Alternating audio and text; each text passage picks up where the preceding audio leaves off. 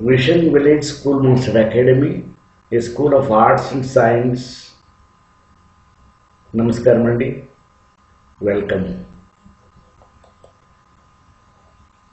Vision village school master academy ఏం చేస్తుందంటే competitive examinations ఇప్పుడు అందరూ సిటీలో పెరుగుతారు అంటే చెప్పేకయ్యలే.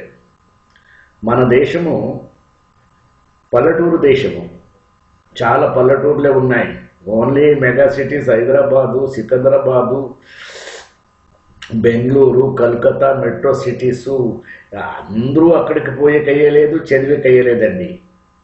దాని గురించి అదంతా యోచన చేసి నేను ఒక మన ఫ్రెండు సాయిరామ్ గారు అక్కడే రాజమండ్రిలో ఉన్నారు, వాళ్ళ దగ్గర డిస్కషన్ చేసి ఒక కాంపిటేటివ్ ఎగ్జామినేషన్స్కి తెలుగు మీడియంలో తెలుగులో క్లాస్ తీసుకోమని ఒక ఆలోచన వచ్చింది. అప్పుడు మేము ఇది ప్లాన్ చేశాము. వాళ్ళు కూడా నాకు చాలా టెక్నికల్ అడ్వైజింగ్ కెపాసిటీ వాళ్ళది, పెద్ద కంప్యూటర్గా బాగా నాలెడ్జ్ ఉంది వాళ్ళకి.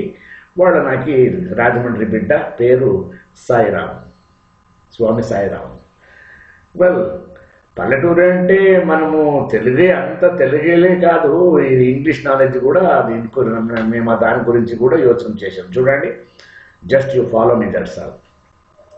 Science is a systematized study of knowledge. Science is a systematic enterprise that creates, builds, organizes knowledge in the form of testable explanations and predictions about the universe. Contemporary science is typically subdivided into the natural sciences, which study the material world, the social sciences, which study people and societies, and the formal sciences like mathematics. చూడండి, ఇది ఒక knowledge కోసం, అంతే, knowledge కోసము, learning అన్నమాట. ఇప్పుడు అంతా మేము ఒకేసారి నేర్చుకునేకయ్యలేదు, చదవాలా, బాగా రెఫరెన్స్ చేయాలా, చదవాలా.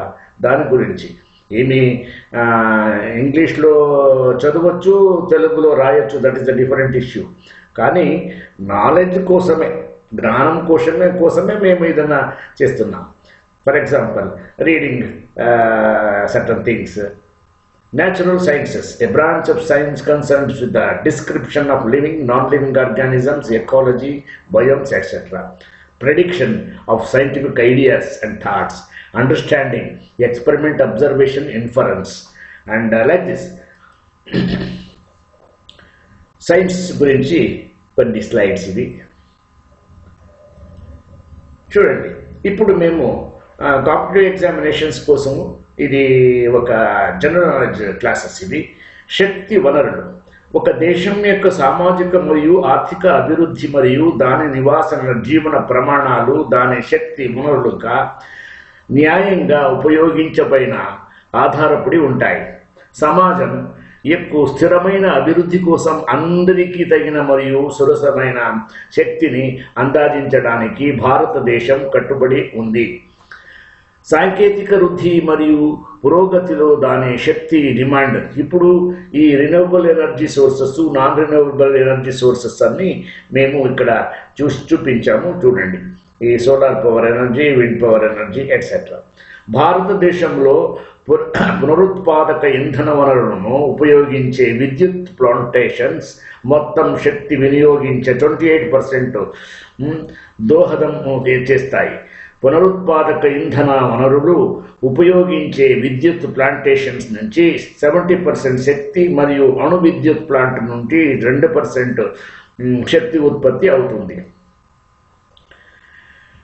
ఎనర్జీ రిసోర్సెస్ ఇవి. శక్తి వనరులు ఒక సంవత్సరం వ్యవధిలో భారతదేశం 5000 ట్రిలియన్ కిలోవాట్స్ కంటే ఎక్కువ సౌరశక్తిని పొందుతుంది అంచనా. స్పష్టమైన ఆకాశ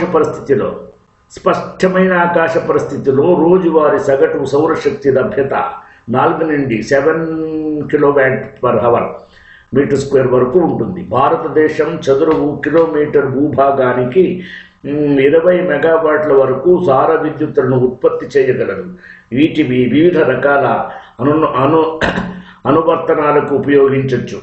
భారత ప్రభుత్వ కొత్త మరియు పునరుత్పాదక ఇంధన మంత్రిత్వ శాఖ దేశంలోని అన్ని సార విద్యుత్ ప్లాంట్ ప్రాజెక్టులకు 30% మూలధన రాయితీని ప్రకటించింది.